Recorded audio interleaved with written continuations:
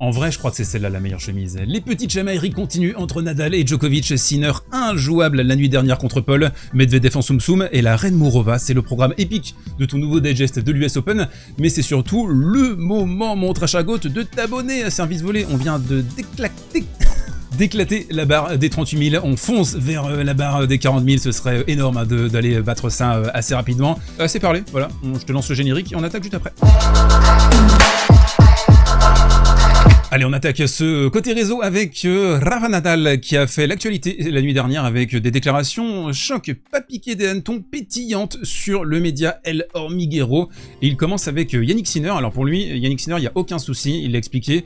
Je ne pense pas qu'il ait voulu se doper, dit Rafa, la justice est la justice, et je ne pense pas que nous devions l'aimer seulement lorsqu'elle décide ce que nous voulons qu'elle décide. Intéressant comme point.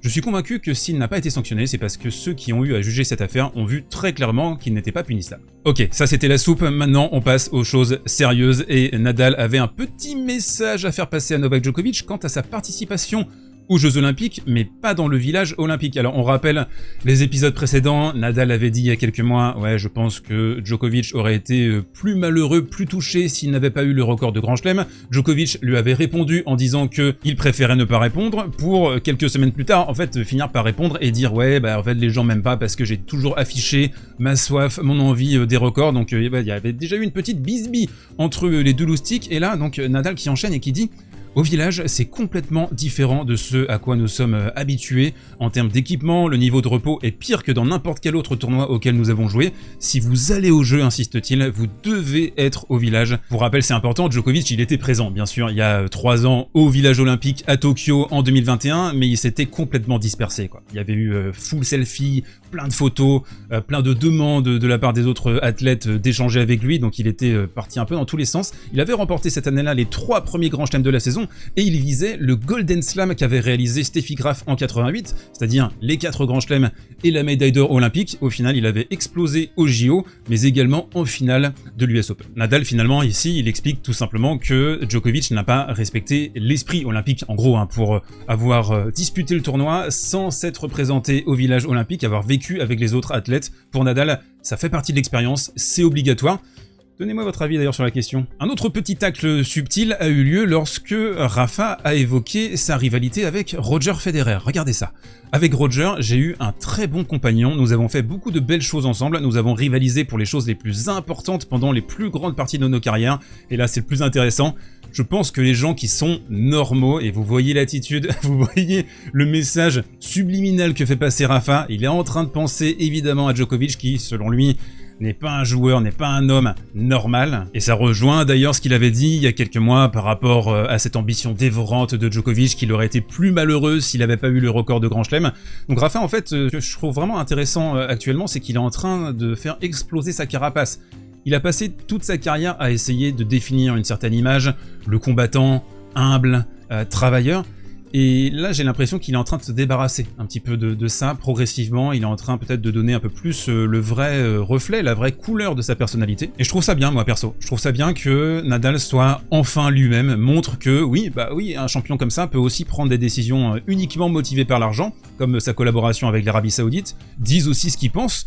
Alors c'est pas toujours d'une manière hyper directe, mais voilà, il a un avis par rapport à Novak Djokovic, et il le dit quoi, il le verbalise. On sent qu'ils sont pas non plus méga potes quoi. Et pour terminer là-dessus, je trouve aussi sympa qu'on soit sorti du truc du béni oui oui, là, le Big 3, le Big 4, tout le monde s'adore, tout est génial, le monde est parfait, on lutte pour les plus grands titres, on s'aime, on se prend dans les bras après les victoires ou les défaites, quoi qu'il arrive. Non.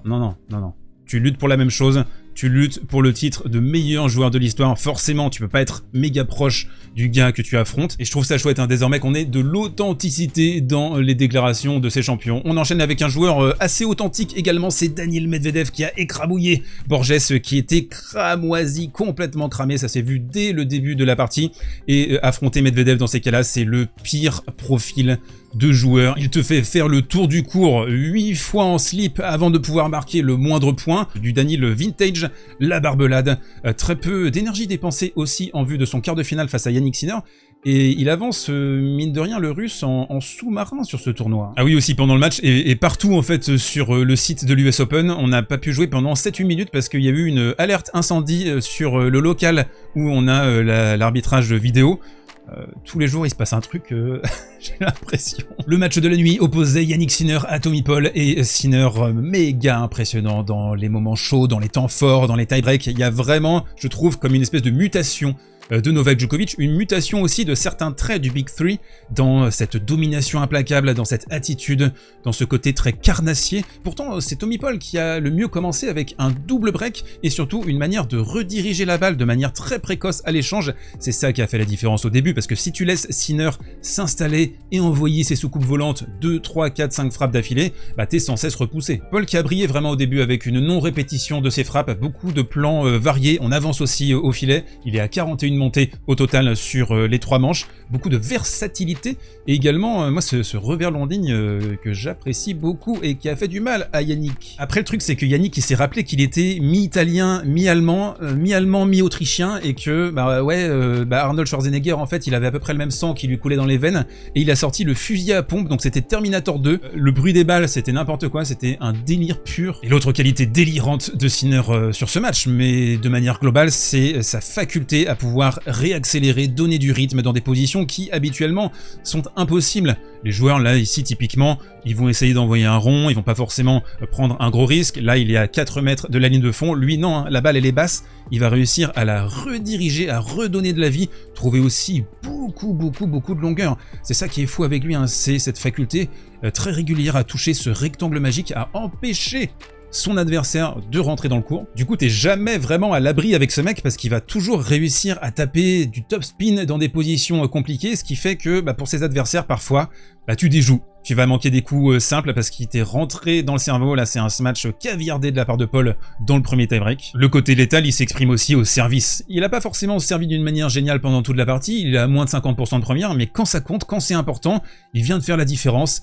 Un ace, un service gagnant, 6-3, au revoir. Et le point cardinal de son jeu, c'est important de le repréciser, c'est cette fameuse longueur, cette capacité à trouver des angles sidérants. Là, tu vois, Tommy Paul, malgré tout, il essaye de défendre, il essaye d'aller renvoyer ça, il essaye d'imposer son jeu, mais c'est quasiment impossible de le faire quand Sinner est à ce niveau-là. Donc ça, c'était sur la balle de 7. En vérité, Tommy Paul, il doit prendre le premier, il doit prendre au moins un des 2 premiers sets, et il se retrouve mené 2 fois 7-6. Et on se retrouve là, donc au tout début de la 3e manche, l'Italien écœurant, tout simplement en bout de course. Là, il va réussir à trouver un passing tentaculaire extraordinaire dans cette position. Donc même quand tu l'as excentré, même quand tu penses que tu l'as battu, il revient. I'll be back. Il y a la puissance pure et il y a aussi la poésie développée par Karolina Mourova, qui est l'une des plus belles joueuses du circuit actuellement. Circuit hommes et femmes confondus, vraiment. C'est l'une des pépites du circuit féminin, la pépite en fait, depuis la retraite de Barty, avec cette capacité à développer un jeu de manière presque vintage. Là, on va avoir 4 slices consécutifs qui vont travailler Paolini au corps. Ensuite, elle va juste faire le petit pas vers l'avant, déposer l'amortie délicieuse. Hop, le retour de Paolini et on dépose le lob. La Tchèque qui développe des schémas qu'on voit très peu désormais avec des retours volés, des chip and charge. Ici, magnifique retour volé. Elle vient ensuite faire une course. On sent, elle a le sens du jeu, elle comprend ce qu'elle doit faire. Elle a une belle main au filet. Là, 3 volées consécutives pour terminer Paolini. Et ce que produit cette joueuse, c'est une alliance entre style, grâce et efficacité. Et ça, c'est quelque chose qui est de plus en plus difficile à produire. Le dernier en date à pouvoir réussir ça et remporter 20 grands chelems, c'était Roger Federer. Et justement, parfois, sur certaines séquences, on sent que cette Karolina Mourova, elle a quelque chose de fédéresque. On se termine avec le coin prono sponsorisé par les Winamax de Winamax. Vous avez un lien dans la description, dans cette magnifique description que vous pouvez dérouler sous le player. Le lien vous emmène vers le site de Winamax, jusqu'à 100 € de free bet pour toute première inscription sur le site de paris sportif de la Leyenda, offre exclusivement, j'insiste, réservé aux adultes responsables, parier uniquement des sommes que vous pouvez perdre. Ce soir, nous avons les 2 premiers quarts de finale à l'US Open et ils opposeront Tyler Fritz à Alexander Zverev, et ensuite nous aurons Grigor Dimitrov face à Frances Tiafoe. Alors je vous le dis tout de suite, je trouve la cote de Frances Tiafoe un peu trop élevée. Le 2,45 me semble manquer un tantinet de respect. Je l'aurais plutôt vu à 1,90, à 2 on va dire, grand max. Donc juste pour la cote quand même, j'ai un petit peu envie de pencher pour Tiafoe parce que je trouve que c'est un peu plus un flip dans mon esprit que ce que les books ont verbalisé. Après, dans l'absolu, je vois quand même Grigor Dimitrov s'imposer, donc vous voyez la logique un peu retorse. Quant au Zverev-Fritz, tous les parieurs ou presque sont partis sur Alexander Zverev et son jeu bicéphale articulé autour d'un gigantesque service d'une première balle absolument impossible à canaliser, et en même temps cette faculté à faire travailler son adversaire, à se mettre à 3 mètres, à faire des ronds 4, 5, 6 fois, à épuiser, et ça je pense que ça devrait pouvoir prévaloir face à Tyler Fritz. On se retrouve demain pour le débrief de ces quarts de finale, et pour ma projection également sur le Sinner Medvedev notamment. D'ici là, portez-vous bien, prenez soin de vous, et mangez des burgers, sans pain, sans viande, juste la tomate et la salade.